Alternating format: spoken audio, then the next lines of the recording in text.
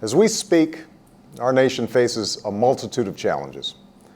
At home, our top priority is to recover and rebuild from a recession that has touched the lives of nearly every American. Abroad, our brave men and women in uniform are taking the fight to Al-Qaeda wherever it exists. And tonight, I've returned from a trip to the Gulf Coast to speak with you about the battle we're waging against an oil spill that is assaulting our shores and our citizens.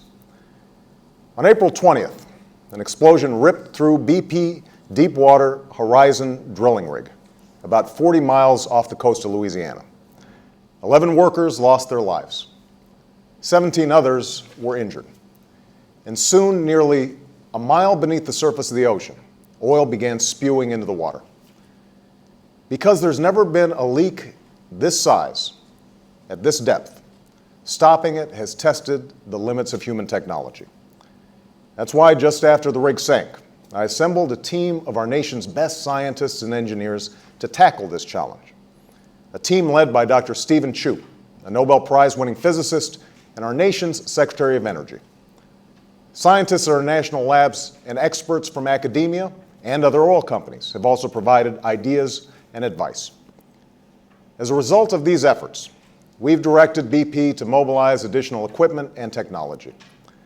And in the coming weeks and days, these efforts should capture up to 90% of the oil leaking out of the well.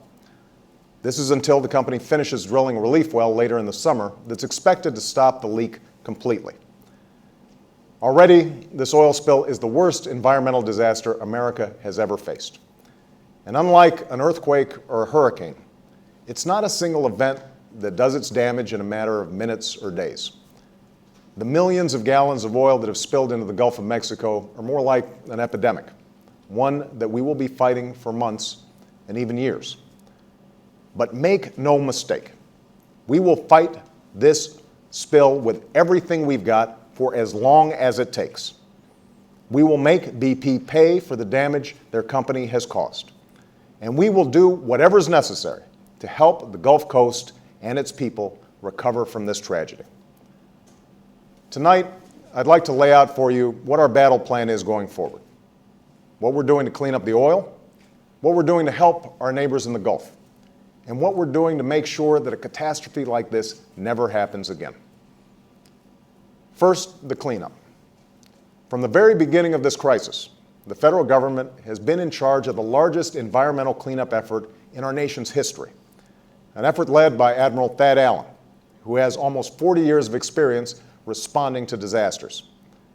We now have nearly 30,000 personnel who are working across 4 states to contain and clean up the oil. Thousands of ships and other vessels are responding in the Gulf. And I've authorized the deployment of over 17,000 National Guard members along the coast.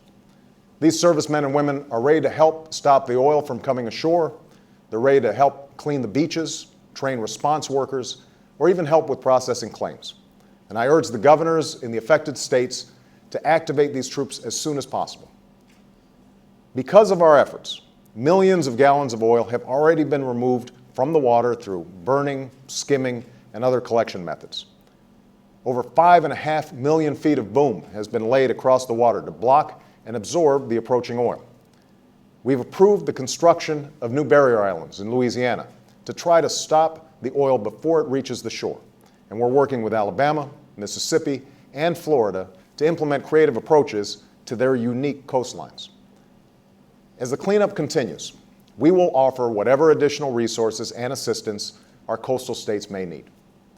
Now, a mobilization of this speed and magnitude will never be perfect, and new challenges will always arise. I saw and heard evidence of that during this trip. So if something isn't working, we want to hear about it. If there are problems in the operation, we will fix them. But we have to recognize that despite our best efforts, oil has already caused damage to our coastline and its wildlife. And sadly, no matter how effective our response is, there will be more oil and more damage before this siege is done. That's why the second thing we're focused on is the recovery and restoration of the Gulf Coast. You know, for generations, men and women who call this region home have made their living from the water. that living is now in jeopardy. I've talked to shrimpers and fishermen who don't know how they're going to support their families this year. I've seen empty docks and restaurants with fewer customers, even in areas where the beaches are not yet affected. I've talked to owners of shops and hotels who wonder when the tourists might start coming back. The sadness and the anger they feel is not just about the money they've lost. It's about a wrenching anxiety that their way of life may be lost. I refuse to let that happen. Tomorrow, I will meet with the chairman of BP and inform him that he is to set aside whatever resources are required to compensate the workers and business owners who have been harmed as a result of his company's recklessness. And this fund will not be controlled by BP. In order to ensure that all legitimate claims are paid out in a fair and timely manner, the account must and will be administered by an independent third party. Beyond compensating the people of the Gulf in the short term, it's also clear we need a long-term plan to restore the unique beauty and bounty of this region. The oil spill represents just the latest blow to a place that's already suffered multiple economic disasters and decades of environmental degradation that has led to disappearing wetlands and habitats. And the region still hasn't recovered from Hurricanes Katrina and Rita. That's why we must make a commitment to the Gulf Coast that goes beyond responding to the crisis of the moment. I make that commitment tonight. Earlier, I asked Ray Mavis, the Secretary of the Navy, who's also a former governor of Mississippi and a son of the Gulf Coast, to develop a long-term Gulf Coast restoration plan as soon as possible. The plan will be designed by states, local communities, tribes, fishermen, businesses, conservationists, and other Gulf residents. And BP will pay for the impact this spill has had on the region. The third part of our response plan is the steps we're taking to ensure that a disaster like this does not happen again. A few months ago, I approved a proposal to consider new, limited offshore drilling under the assurance that it would be absolutely safe, that the proper technology would be in place, and the necessary precautions would be taken. That obviously was not the case in the Deepwater Horizon rig. And I want to know why. The American people deserve to know why. The families I met with last week who lost their loved ones in the explosion, these families deserve to know why.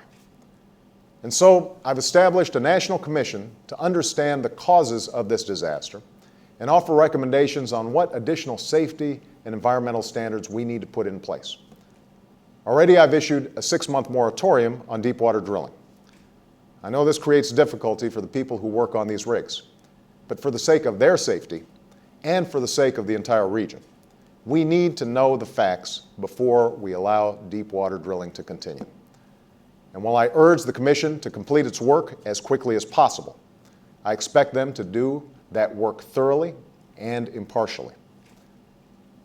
And one place we've already begun to take action is at the agency in charge of regulating drilling and issuing permits, known as the Minerals Management Service. Over the last decade, this agency has become emblematic of a failed philosophy that views all regulation with hostility. A philosophy that says corporations should be allowed to play by their own rules and police themselves. At this agency, industry insiders were put in charge of industry oversight. Oil companies showered regulators with gifts and favors and were essentially allowed to conduct their own safety inspections and write their own regulations. And when Ken Salazar became my Secretary of the Interior, one of his very first acts was to clean up the worst of the corruption at this agency. But it's now clear that the problem there ran much deeper, and the pace of reform was just too slow. And so Secretary Salazar and I are bringing in new leadership at the agency. Michael Bromwich, who was a tough federal prosecutor and inspector general. And his charge over the next few months is to build an organization that acts as the oil industry's watchdog, not its partner,